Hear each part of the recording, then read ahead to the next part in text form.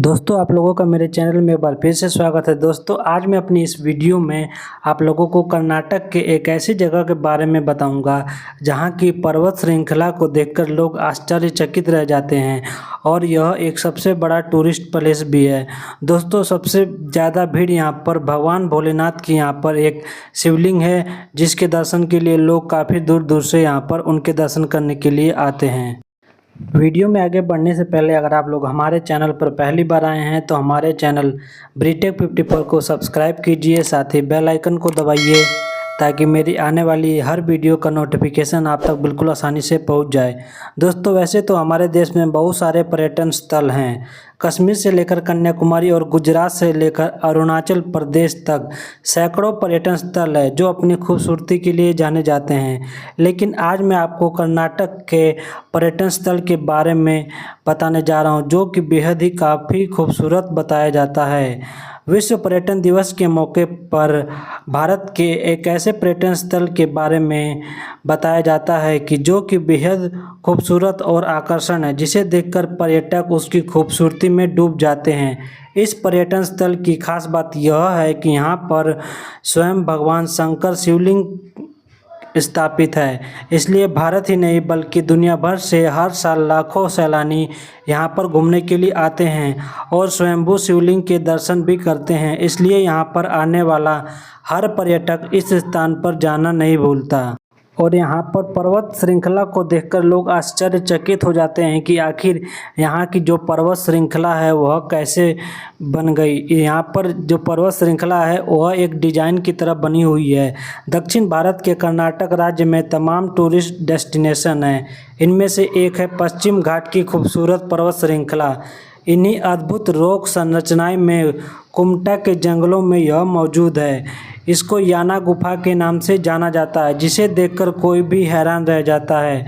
ये रॉक संरचनाएं कर्नाटक के उत्तर कन्नड़ क्षेत्र के पश्चिम घाट की खूबसूरत पर्वत श्रृंखला में मौजूद है। याना की ये मनोरम और खूबसूरत गुफाएं हरियाली की गोद में जंगल के बिल्कुल बीचों बीच स्थित है। इन गुफाओं तक पहुंचने के लिए आपको खूबसूरत जंगल के बीच से होकर गुजरना पड़ेगा। यहाँ पर 700 मीटर से ज़्यादा हिस्से में फॉरेस्ट ट्रैकिंग के बाद 3 किलोमीटर के दायरे में लाइमस्टोन चट्टानें मौजूद है। ये स्थान ट्रैकिंग, जंगल सफारी और झरने और अद्भुत प्राकृतिक संरचना और अपने स्वयंभू भगवान शिवलिंग के लिए जाना जाता है। यह जगह भारत का दूसरा और कर्नाटक का सबसे स्वच्छ स्थान भी माना जाता है। इस गुफा में जो भगवान शिव का शिवलिंग मौजूद है, इस शिवलिंग का अभिषेक प्राकृतिक तरीके से किया जाता है जो कि हैरान कर देने वाला है। यहाँ के जो स्थानीय लोगों हैं उनके बीच ये शिवलिंग गंगोद्भव महादेव के नाम से प्रसिद्ध है। यहाँ पर देवी दुर्गा की चंडिका अवतार की कांस्य की मूर्ति भी मौजूद है। इसके साथ ही याना गुफा से 10 किलोमीटर की दूरी पर विभूति वाटरफॉल भी मौजूद है। यह झरना 30 फीट की ऊंचाई से गिरता है, लेकिन ये 3 से 4 स्टेप में बहता है। पर्यटक यहाँ पर स्विमिंग का आनंद भी ले सकते हैं और प्रकृति प्रेमियों के लिए फोटोग्राफ्स के लिए यह बहुत ही अद्भुत जगह है। दोस्तों यहाँ पर जाने के लिए आप लोग बेंगलुरु, पणजी, मुंबई या फिर मैंगलोर हुबली सड़क मार्ग के जरिए जा सकते हैं। आप यहाँ पर रेल मार्ग से भी पहुँच सकते हैं। सबसे नज़दीकी रेलवे स्टेशन यहाँ पर हुबली है। यहाँ से याना रॉक्स की दूरी लगभग 141 किलोमीटर है। वहीं सबसे नज़दीक एयरपोर्ट हुबली में ही है जो कि याना गुफा से 174 किलोमीटर की दूरी पर स्थित है। आप लोग भारत के किसी भी हिस्से में चले जाइए, हमारा अविश्वसनीय देश अपनी विशिष्ट सदियां पुरानी किंवदंतियों और प्राकृतिक चमत्कारों से हमें आश्चर्यचकित कर देता है। महासागरों की गहराई तक पूरे देश में तलाशने के लिए बहुत कुछ अभी बाकी है। याना गुफा के परिसर में 2 काले रंग की चींटी पहाड़ी के आकार की विशाल पहाड़ियां हैं जिनका नाम भैरेश्वर शिखर और मोहिनी शिखर है, जो सह्याद्री पर्वत श्रृंखला के ठीक ऊपर स्थित है। दोनों शिखरें या पहाड़ियां प्राकृतिक रूप से काले कास्ट चूना पत्थर से बनाई गई है। भगवान शिव की गुफा मंदिर भैरेश्वर शिखर के प्रवेश द्वार पर स्थित है, जहां की मूर्ति पर लगातार पानी टपकता रहता है। और माना जाता है कि मंदिर में भगवान शिव की मूर्तियां प्राकृतिक परिस्थितियों में विकसित हुई थी और लोग इस चमत्कारी दृश्य का अनुभव करने के लिए याना मंदिर में आते हैं। स्थानीय संस्कृति के बारे में जानने के लिए महाशिवरात्रि सबसे उपयुक्त समय है। मंदिर में वार्षिक उत्सव 10 दिनों तक आयोजित किया जाता है। महामस्तक अभिषेक करने के लिए गोकर्ण से हजारों भक्त जाते हैं।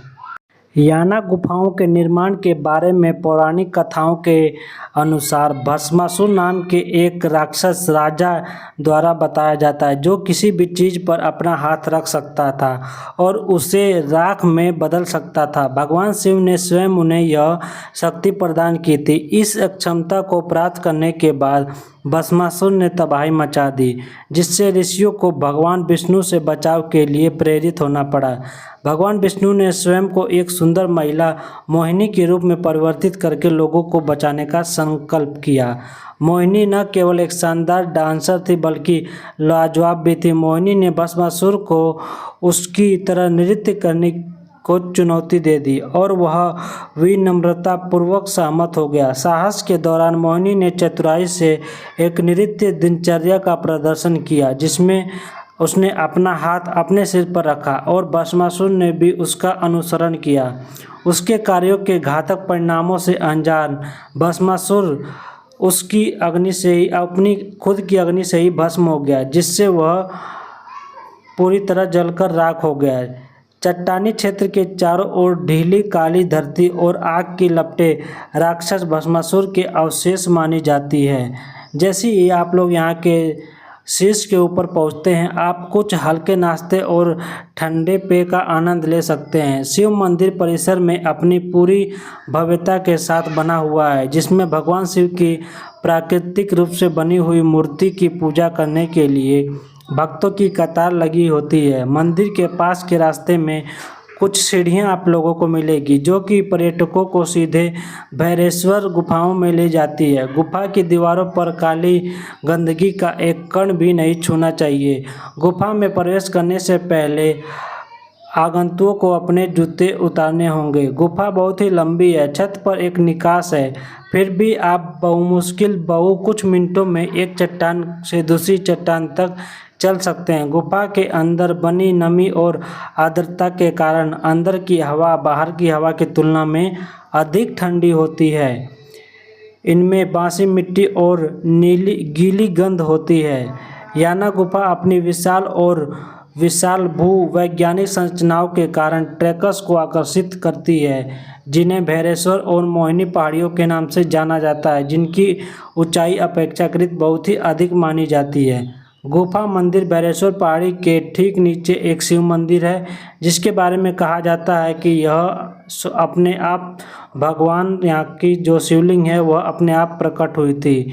यह उड़ती हुई यहाँ की सुंदरियों यानी भव्य पक्षियों का आनंद लेने और विभूति झरनों की शीतलता आनंद लेने के लिए यह एक बहुत ही शानदार जगह है और कर्नाटक की सबसे स्वच्छ जगह मानी जाती है।